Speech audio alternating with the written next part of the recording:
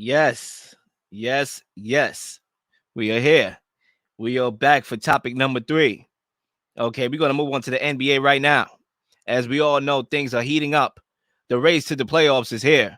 The playing games are around the corner, and there's a lot of teams scrapping for seeding positioning, okay, to avoid the dangerous playing game. So, what we're going to do right now is we're going to give our biggest takeaway of the Western Conference, Eastern Conference, current updated playing tournament standings. And what I want to do to kick this off is I want to give a broad perspective before I dive into my first takeaway.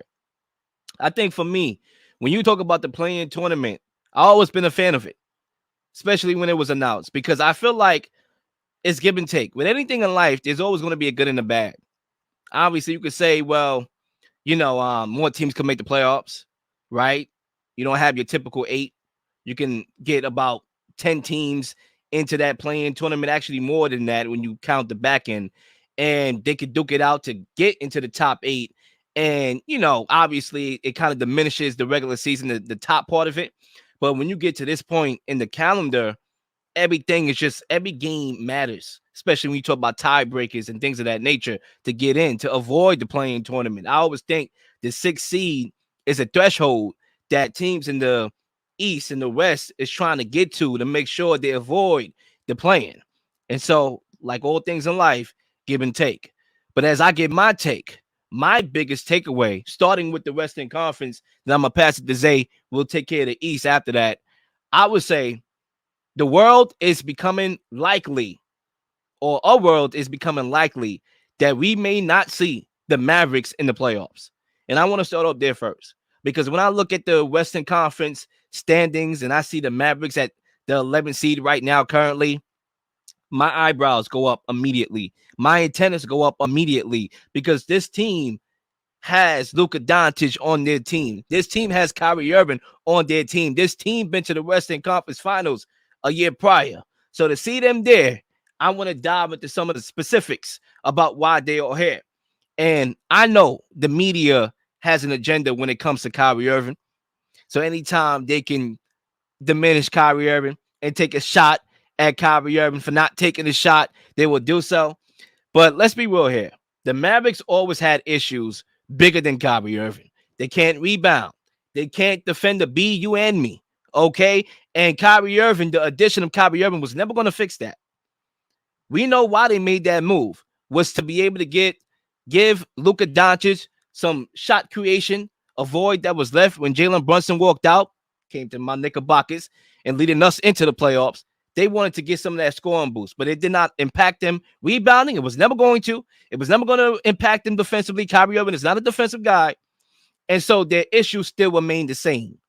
But when you talk about Luka Doncic, I got to talk about this cat right now and have an honest conversation about this man right now, because I'm not liking what I'm seeing. The defense is terrible, and I understand we add here to his offensive paralysis and the impact that he has offensively. But defensively, my God, it's costing his team wins. It really is. There was a game a couple of days ago. It was the Warriors and the Mavericks, and it was that last icing shot by Curry. It was like a layup or something like that, and they forced the Mavericks to defend the pick and roll. And Luka, his effort was non-existent. He didn't even attack Curry. He just stepped away. That's not winning basketball right there. It's not. You cannot be a top 3 player in the NBA and play no defense. Respectfully, as much as I could look at your skill and your passing ability and how you synchronize defenders with your last second reaction before you either make a play or a pass, I have to look at the defense and say, yo, what are you doing? You're a franchise guy. It's going to have a trickle down effect on other guys on this team. And then on top of that, you get your 16th technical foul. That's not winning basketball. Your franchise player is not playing winning basketball. So we can sit here and nitpick at Kyrie Irving. Obviously, we know he's not as valuable as maybe the guy that left in Jalen Brunson as far as the value he brings to a team. But you brought him in there for a reason, and he's doing that. He's doing what you brought him in there to do. He's putting up buckets and putting the ball through the rack. But this team always had other issues, even when Jalen Brunson was on this team, that never got fixed. And that's why it's becoming more likely to me that we may not see this team in the playoffs. And it's unfortunate. And Zay, before I pass the mic to you, I will say this as I ended here on this particular side of the bracket. Even if they make the playoffs, the Mavericks are doing themselves a disservice by potentially being in the playing game. Why? Because there's no team that I see in the Western Conference that they can beat in 5 games. If they beat any team, it's going to be 6 games, 7 games because they play no defense. It's going to be a long, drawn out series. So you're going to have to go in the playing game. Then you're going to have to play these teams in the Western Conference. You don't want to play the Nuggets. You don't, because Jokic is going to kill you on them boards. He is. You don't want to play the Warriors because clearly, as I stated before, you can't defend Steph. You have no answers for Steph. So the matchups that you would want if you're the Mavericks or the Kings that come to mind, the Grizzlies that come to mind, maybe the Suns because they are so offensively driven. The Clippers is give and take because they had success with the Clippers in the past, but they are very deep. Those are the teams that you will want to play, not the Nuggets and not the Warriors. So once again, Zay, my biggest takeaway is that a world is becoming likely that we may not see the Mavericks in the playoffs. That was a fantastic take. The Mavericks have a lot to do in these last 7 games to change that outcome, to change the outlook. Everything from the 4th seed to 11th seed, 3.5 games. So anything can happen in the remaining of the season. Let's see what happens. I love that take. For me, Oklahoma City Thunder is looking like one of the promising teams in the league, not let alone the Western Conference. Shai Gilgeous-Alexander is playing like a first-team All-NBA shooting guard, in my opinion. The man is completely dominating on the court, which allows other guys to get open and make tough shots. Josh Giddey, their rookie Jalen Williams, Lou Dort. It goes on and on. That list of players down there they're gritty, and OKC is showcasing that grit into possibly a playoff run. If they could finish this season strong, there's a possibility that they can be a 7th, 8th seed. If the other teams are not playing the way they need to, or if they're just playing win one, lose one basketball. I think OKC has shown on a night in, night out basis that they're not going to be out hustled throughout a duration of a game. Now, talent wise is always the question. There's always a difference, but I think OKC has talent on that basketball team. It's not superstars yet, but Shai Gilgeous is showing a little bit of star power. Josh Giddey has showcased some games where he shows his star power going 20, 18, sometimes triple doubles, sometimes double doubles. And I think OKC that it looks promising, man. They have all these draft picks. They got Chet coming back next season. They have Jalen Williams, who nobody thought would be this marquee rookie, and he's showcasing that he's above and beyond what people thought he was. That was a great pick in him. And then they have nothing but draft capital for the future. They have cap space to sign guys if they need to, re-sign guys if they want to extend contracts. So I think for me, Oklahoma City, my take is they could upset some teams in this play-in to make the playoff. I think Oklahoma City Thunder is playing playoff basketball currently with this young roster, and I think they will be in the playoffs once the season commences. I think once the play-in tournament is done and the dust settles, you're going to see Oklahoma City as one of those teams in the playoffs, and I also think they can upset somebody. I think if you look at who Oklahoma City can possibly play, we're talking about potentially the Grizzlies or the Nuggets, and I think they can make an upset on one of those teams. I think they have the personnel to do so because they know how to spread the floor. They know how to defend all positions, not just some. And I think especially when you look at the Grizzlies, they are devoid of a dominant center. Jalen Jackson Jr. is great. He spreads the floor, but he's not a dominant presence that opposes other teams. And I think that's something that OKC could take apart. The Nuggets, they don't run well. They like to play half-court basketball. OKC could definitely run the floor really well, and I think that can upset Jokic for a 6-game series because it's going to tire him out before the series is even over. They're going to make him really tired and exhausted chasing guys up and down the court. So for me, I think OKC going to the playoffs is my take. Look, man, OKC has done an amazing job over the years of drafting. When you talk about drafting, you look at them as a model, them and the Warriors, obviously. There's some teams that cannot draft to save their life. And, I don't want to make that close to home, even though, our team so, but, historically, yeah. But I got a question before we move to the East. I got a take question. It's a bold take, but it's a question as well at the end, at the back end. So right now, hypothetically, right, because we don't know officially who's going to make the playoffs or not. But let's say the Clippers, the Warriors, the Lakers, and the Kings make the playoffs. It would be the first time 4 California teams have reached the NBA playoffs ever. If that happens, I'm predicting that a California team is going to make the finals. The reason why that's a easy prediction for me to make and a risky but easy is because if you're talking 4 teams from California, that's four seeds out of 8. So that's 50% of the playoff teams in the Western Conference making the playoffs from California. And when you look at those teams specifically, the Clippers, they're very deep. They're a very deep team. They still got Kawhi Leonard, even though, I want to see that killer Kawhi again. The one that I saw in the Raptors. If I can see that, along with the depth that they have and the backcourt that they have, I think they can go out there and do some things. The Warriors are the Warriors, right? I understand the Warriors are a very, very tricky team, especially this year's version of them. But they won the championship last year. Who knows what type of muscle they're gonna flex? The championship heart, the championship DNA. Who knows? They still have a lot of questions. But Stephen Curry, he kind of, how can I say it? He eliminates some of the, how can I say it? Some of the things that they have, some of the issues. He kind of eliminates it. Steph Curry. Like he just kind of blinds it a little bit, especially when he's going off. You have the Lakers, who you can argue the last time LeBron James and Anthony Davis was healthy together was in 2019 when they won the chip. And you can argue injuries to both of their stars for long periods of time has prevented them from even trying to make a run. They are a very dangerous team. Draymond Green even came out and said they are a very dangerous team and a team to look out for, especially if they make the playoffs. The Kings or the number 2 or 3 seed. I believe they're number 3 right now. But they are a team that you even predicted to go to the finals. You was like, listen, I won't be surprised if they go to the finals. So I guess my question at the back end, after my take about a California team making the finals, how likely do you think if they all make the playoffs that we see one of these 4 California teams making the finals? And who would be that team out of the 4?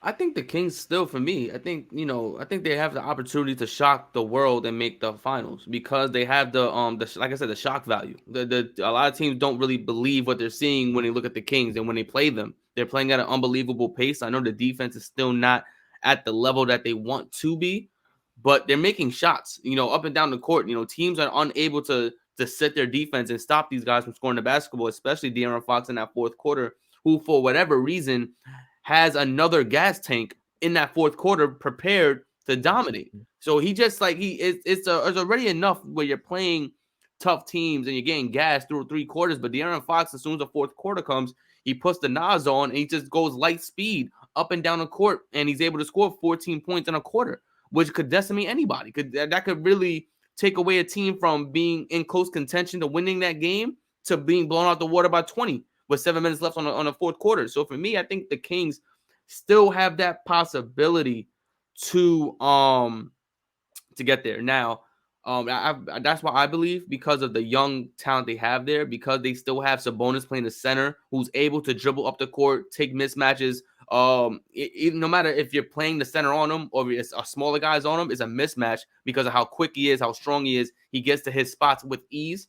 And I think it creates a lot of turmoil with other teams because they don't know what to do. They have to double them, there's a shooter open. If you play him man up, you're getting cooked in the paint. They don't know how to really defend this man. And I think in the playoffs, it's only going to make it worse because you're playing the same team over and over again, which allows Mike Brown to pick apart their defense. Okay, this is how they're shading. Okay, they're covering Kevin Huerter coming across the screen, so we can't pass him the ball on an open look, so we're going to kick it to this guy. There's a lot of different scenarios where this Kings team could really amplify their play. And I think in the playoffs, we're only going to see a better version of themselves because you're playing the same opponent on a night in, night out basis. You're getting scouting reports on a nightly on how these guys are operating. And I just think even though teams already know how the Kings move, they can't stop them because they're way too fast. And I think that's a problem for any team going against them in the playoffs.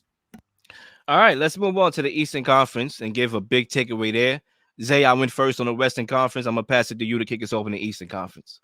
I think for me, the Eastern Conference really comes down to who's in a play-in tournament between the Miami Heat and the Nets. I think if Miami Heat is one of the play-in tournaments, we could see a really great matchup between them and the Raptors. Personally, I feel like I see the Miami Heat and the Toronto Raptors making the playoffs as a seventh and eighth seed, which could cause two major upsets in the first and second seed, 1 and 8 and 2 and 7. I think Miami Heat caused a lot of problems for Boston. Defensively, I think Boston doesn't want to play Miami Heat in that first round because they tire you out. They play defense. They're gritty. They're very physical, which Boston Celtics do not like. They don't like being touched. They don't like being manhandled for a 7-game series, and that's something they don't want to see in that first round. I think that could cause them a lot of issues and a lot of problems. And I think it's going to go well into 6-7 games. Same thing with the Toronto Raptors. I think them going against Milwaukee is going to cause Milwaukee fits because the Toronto Raptors have a lot of tall defenders. They have a lot of tall players from 1 through 5, and it creates an issue because you're going to get tired because of the physicality you're going to have to endure throughout the entire game. For me, my take is Miami Heat and the Toronto Raptors will not only make the playoffs, but will upset the first and second seed in the playoffs when they get to that 7 to 8 spot.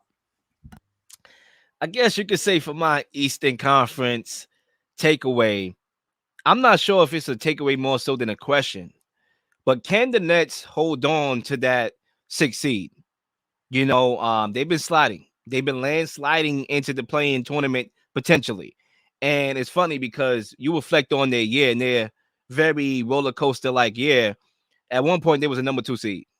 Okay, with Kevin Durant, Kyrie Irving fully healthy, number 2 seed. And it was like, damn, we got to look out for this team. They may be the dangerous team in the Eastern Conference. And then Kevin Durant had the injury. They fell to number 3. And then when officially Kyrie Irving and Kevin Durant got traded, they was a number 3 seed. And KD left them with that. Like, and I think for me, it's a combining take because a lot of people underestimate the value of Kevin Durant. Like, yeah, we know he's a good basketball player, but when you talk about value, a lot of people don't give him credit for value because they look at Golden State. Oh, we want a chip without Kevin Durant after he left, but that's Curry value. Curry is in some ways, although put on a pedestal, he's underrated in some ways. Like I really think he's a top 5 player, and he could overcome that loss just like Tyreek Hill and Patrick Mahomes in the NFL. But Kevin Durant in his own right is valuable. You saw how when he went on the Suns for the 3 games, they played with a different level of swag. They were winning, and then they started sputtering a little bit after he got hurt. Obviously, the Nets. So, can they hold on to that big lead or that big gap that they had when Kevin Durant left them? Can they hold on? And I'm not sure if they can because they just lost to the Magic last night. And you know, going back to Sean Marks and that whole situation there, I think that thing was handled a little bit iffy. They traded Kyrie Irving for pennies on the dollar, because they want to engage in a petty war with Kyrie Irving, Kevin Durant. They got a package for him. I think the package that they got for Kevin Durant will more so impact the future, more so than right now.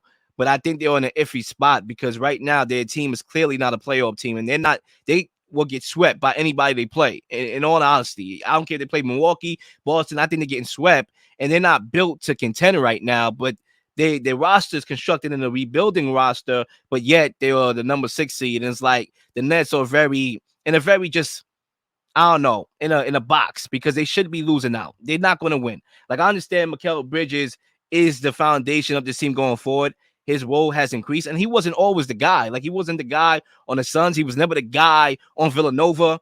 He's being thrusted in that situation to be the guy. And it's like, where do the Nets go? Like, how do they attack? Do they try to make the playoffs or not? Do they slide out? Is Miami going to get their act together and leapfrog them? There's a lot of questions that I have with this team. And you have Ben Simmons out here rotting on the bench, making $36 million over the next 2 years. That situation is a fiasco in itself. So the Nets, I still think the Nets are feeling some of the ramifications of that botch big 3 that they tried to create, even though they tried to fix it at the end. So I guess my biggest takeaway on the Eastern Conference side is, can the Nets hold on to the 6th seed and avoid the play-in tournament being everything that we know now about them? Yeah, I guess we'll move on. Listen, ladies and gentlemen, we're going to have a lot more clarity, especially after this week. about the playing tournaments, who eventually is going to be in, who's going to make the playoffs outright. And when we do get that clarity, we are going to come back on the show. We're going to predict the playing games. We're going to predict the whole playoffs and who we think going to win the championship. And I'm going to be looking forward to that. Please like and subscribe for all the up-to-date content. You've been slinging shows left and right, slinging content left and right. Please don't miss anything. If you do, like, subscribe, leave a comment, leave a question, something you may want to answer, something you may have. All ideas are great ideas. Nothing's a dumb question.